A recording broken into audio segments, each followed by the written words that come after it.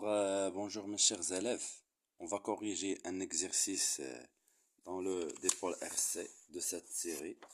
Alors bien sûr, la série d'exercices, il y en a beaucoup d'exercices ici. Elle se compose de, vous voyez, de 4 pages. Alors je vais commencer par la correction de l'exercice 4, toujours dans le dépôle RC. Alors bien sûr, je lis l'énoncé.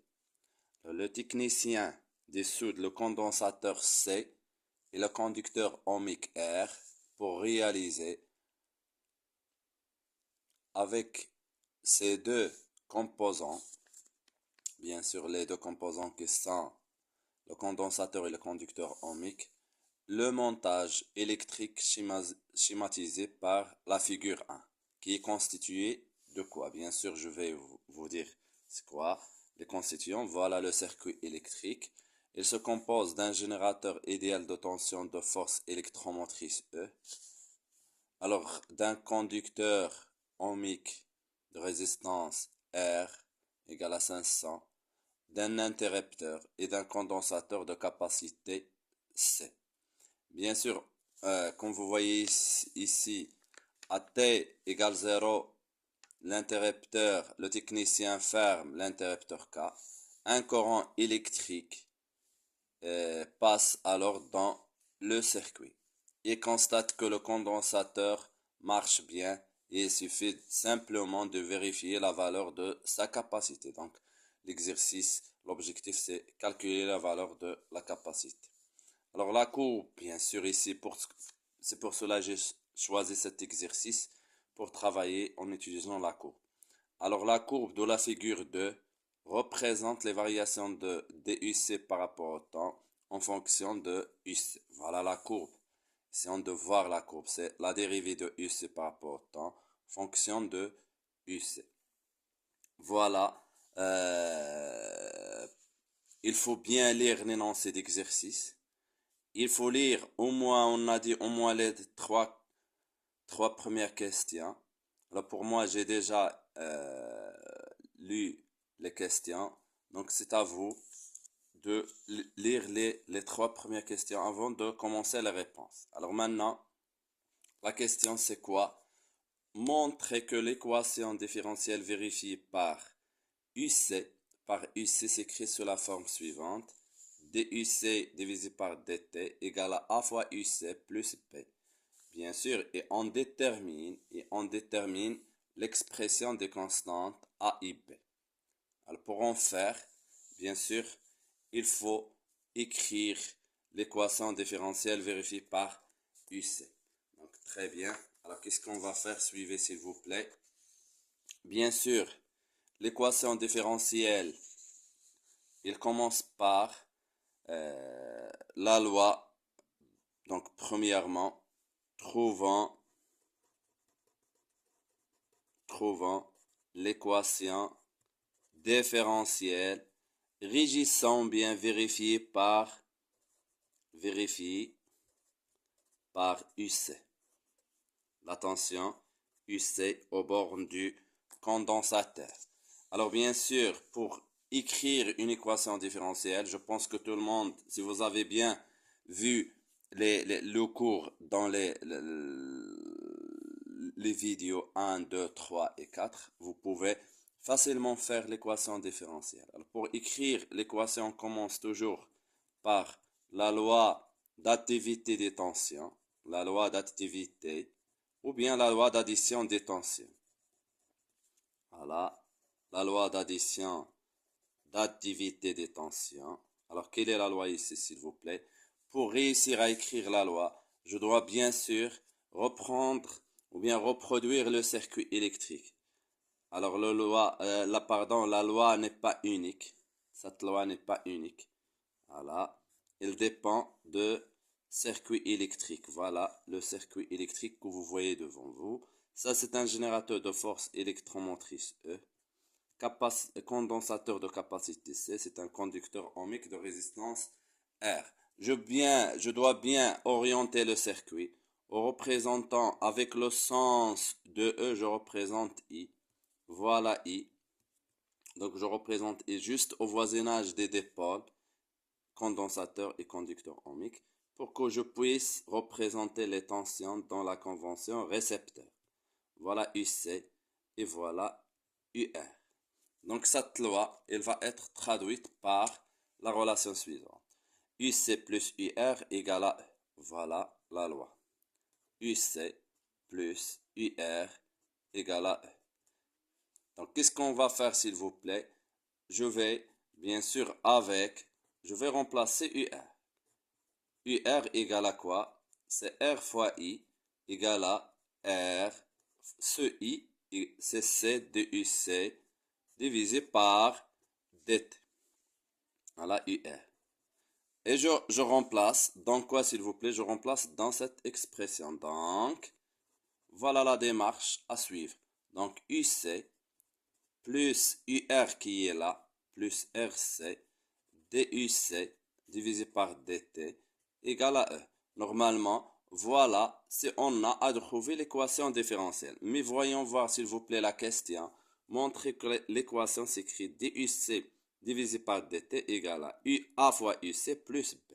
Donc, qu'est-ce qu'on va faire? On va laisser DUC sur DT dans ce côté et on va faire passer les autres dans l'autre côté ou bien l'autre membre de l'équation. Donc, on va faire passer ce UC vers l'autre côté. Donc, on aura quoi? RC DUC divisé par DT égale à quoi?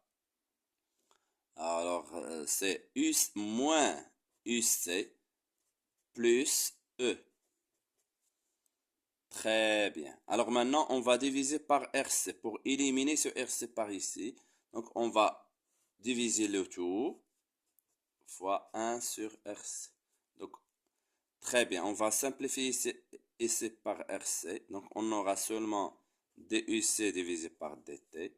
Ici, on aura quoi? Moins 1 sur RC fois UC plus E divisé par RC. Voilà, ça c'est un bon exercice. Voilà l'équation différentielle. On a trouvé DUC divisé par DT. Et après, on passe à quoi? On passe aux données de la question. Voilà, la question, c'est montrer que DUC divisé par DT. Donc, je vais l'écrire. DUC divisé par DT égale à quoi? A fois UC plus B. Est-ce que c'est clair? Donc, et on fait une comparaison. On fait une comparaison. Donc, voilà DUC divisé par DT. Donc, UC, UC. Et voilà. Donc, on aura ce E divisé par RC, c'est B. Et ce moins RC, moins 1 sur RC, c'est A. Donc, les constantes, voilà, on a déterminé les constantes. Donc, A égale à moins 1 sur RC. Normalement, c'est la pente. C'est la pente de la courbe. Et B égale à quoi? C'est E divisé par RC. Très bien. Bien sûr, si vous n'avez pas bien compris quelque chose, laissez-moi des commentaires s'il vous plaît. Donc, passons à l'autre question. L'autre question, bien sûr, on cède. Bien sûr, voilà les questions comme vous voyez ici. Regardons. Voilà. En s'aidant de la courbe de la figure 2, voilà la courbe. La courbe, c'est DUC par DT égale à quoi? En fonction de UC.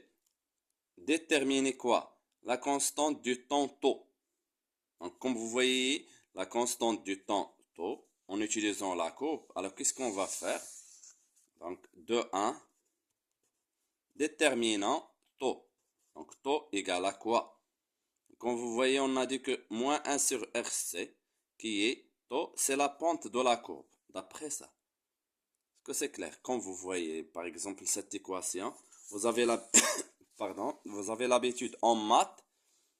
Par exemple, si on a une fonction, comment ici? On a une fonction y, x. Fonction qui n'est pas linéaire, c'est une fonction affine. Donc, je vais écrire quoi? C'est y égale à quoi? C'est a fois x plus b. Normalement, ce b, c'est ici. Et ce a, c'est le coefficient directeur. Alors, comme vous voyez ici, alors, on fait une petite comparaison entre les deux courbes. Ce DUC divisé par DT joue le rôle de Y et ce UC joue le rôle de X. Donc, comme vous voyez ici, moins 1 sur RC joue le rôle de la pente et E sur RC joue le rôle de B, ce petit B ici. Donc c'est facile, mais il faut toujours faire comme ça pour que vous puissiez comprendre et se familiariser avec ces genres de courbes. Donc, on va, on va, on va calculer, on va calculer euh, la pente de cette courbe. Alors, comment faire? Comment faire pour calculer la pente? On va prendre deux points. Les deux points sont là, par exemple, 7 points et 7 points. Alors, regardons ici, on passe, les divisions, c'est 2, 10, moins 3, 2, 10, moins 3, 4, 10, moins 3, 6, 8 et 10, 10 à la puissance 3. Bien sûr, volt seconde moins 1. Ici, ce point, 2, 4, 6, 8, c'est 10. Bien sûr, volt. Donc, en choisissant, on a dit que, voyons voir s'il vous plaît, 1 sur taux, 1 sur RC, regarde, c'est moins 1 sur RC, je vais l'écrire en choisissant deux points. Je fais comme ça, s'il vous plaît, si vous pouvez écrire comme moi. Donc, voilà 7 points. 7 points, il a quoi? 10 fois 10 à la puissance 3. Et en bas, c'est 0. Donc, je vais l'écrire comme ça, regarde. 10 fois 10 à la puissance 3. Ici, c'est 0. Et l'autre point, en haut, c'est 0. Je vais l'écrire ici. 0. Et en bas, c'est 10. Comme ça. Est-ce que c'est clair? Donc, ça moins 0, c'est 10 fois 10 à la puissance 3. Et 0 moins 10, c'est 10. Moins 10, pardon. Donc, comme vous voyez ici, on va simplifier par ce moins. C'est clair? On va simplifier par ce 10. Et on aura 1 sur RC égale à 10 à la puissance 3. On cherche l'inverse. Donc, parce que 1 sur RC, c'est taux. Donc, 1 sur taux égale à 10 à la puissance 3. Bien sûr, on va faire l'inverse. Donc, on aura taux égale à l'inverse de ça. L'inverse de ça, c'est 1 divisé par 10 à la puissance 3. Donc, il va être monté en haut. Donc, on aura 1 fois 10 moins 3. Bien sûr, l'unité, c'est la seconde. Et voilà l'unité de S. Est-ce que c'est clair? Donc, voyons voir l'autre question. Voilà, on a déterminé taux. On cherche maintenant à déterminer la force électromotrice E. Comme vous voyez, on a dit que le commencement, c'est B. Et c'est le commencement, c'est E divisé par RC égale à B. Donc, qu'est-ce qu'on va écrire dans cette question? Donc, je reprends E sur RC. E divisé par RC égale le point, c'est l'abscisse à l'ordonnée à l'origine. L'ordonnée à l'origine, c'est égal à ça. C'est 10 fois 10 à la puissance 3. Donc, E divisé par RC. Alors, RC égale à quoi? Ce RC égale à quoi, s'il vous plaît? Donc, comme vous voyez, c'est normalement 1 sur RC, c'est 10 à la puissance 3. Est-ce que c'est clair? Ici, normalement, je vais l'écrire comme ça. E fois 1 sur RC égale à 10 fois 10 à la puissance 3. Pour que vous puissiez suivre avec moi. Et ce 1 sur RC, elle est là, c'est 10 à la puissance 3. Donc, on aura 1, E fois 10 à la puissance 3 égale à 10 fois 10 à la puissance 3. Et après, on simplifie 10 à la puissance 3 avec 10 à la puissance 3. On aura E égale à 10 volts. Et voilà, on vient de déterminer la valeur de quoi? La valeur de E. Très bien. On passe à autre. C'est quoi? Autre question. Voilà. Calculer la capacité du condensateur. Si vous parvenez à suivre, si vous avez déjà appris la relation, qu'est-ce qu'on pour calculer la capacité, donc c'était la question 3. Donc calculons C. Donc bien sûr on commence par taux. Taux égale à quoi? R fois C. Donc ce C égale à quoi? Taux divisé par R. Ça va faciliter la tâche. Alors on vient de dire que taux c'est 1 fois 10 à la puissance moins 3 divisé par R. Alors R, comme vous voyez, il est là. C'est 500. Donc 1 sur 5 c'est 0,2. Voilà, fois 10 à la puissance moins 5. L'unité c'est farad. Est-ce que c'est clair? Donc, bien sûr, c'est 2 fois, on aura 2 fois 10 à la puissance moins 6 farad. Voilà, c'est. Et ce 10 moins 6, c'est microfarad. Donc, on peut l'écrire 2 microfarad. Mais je peux se limiter dans ce cas. Puisqu'on se prépare, nous, j'essaie de vous donner le maximum des relations, des astuces à suivre. Donc l'autre, c'est quoi l'autre question? C'est calculer la charge maximale, Qmax. Alors comment calcule-t-on Qmax? Comment va-t-on faire s'il vous plaît? C'est facile. Donc Qmax, on sait que Q, c'était la question 4. Qmax égale à quoi? On sait que Q égale à C fois UC. Donc Qmax égale à C fois UC max. Est-ce que c'est clair? Donc Qmax égale à quoi? C'est C fois UC max qui est E. Je vais remplacer. On a trouvé ce C égale 2 fois 10 moins 6. Et ce E, on a trouvé qu'il est égal à 10. Donc on aura ces 2 fois 10 moins 5. Bien sûr, l'unité de la charge Q. Rappelons s'il vous plaît, c'est le Coulomb. Voilà. Qmax. Alors cherchons quoi? Quoi encore? On déduire la valeur de l'énergie maximale, EE max. Donc c'est simple. Calculons EE. La cinquième question, bien sûr. Calculons EE. Calculons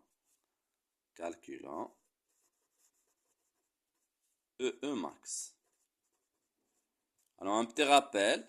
On doit au premier lieu savoir la relation de l'énergie électrique stockée dans le condensateur. C'est 1/2 C fois UC au carré.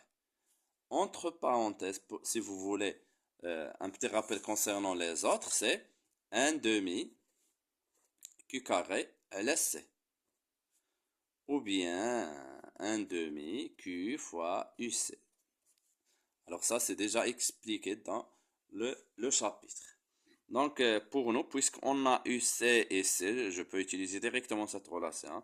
Donc, EE max, regardons, EE est égal à 1/2 C UC. Je vais faire ici max et C max. Bien sûr, n'oublions pas au carré. On aura 1 sur 2 fois C fois E au carré, puisque C max c'est E.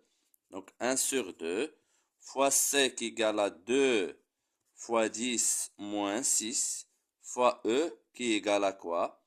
10 au carré. Donc je peux simplifier ce C avec ce C. Ici c'est 10 à la puissance 2. Avec ce 10 à la puissance C, seulement il va rester 1 fois 10 moins 4. L'unité bien sûr, l'unité de l'énergie stockée dans le condensateur, c'est le joule, EE max. Voilà. Donc c'est déjà très bien, on a terminé le chapitre.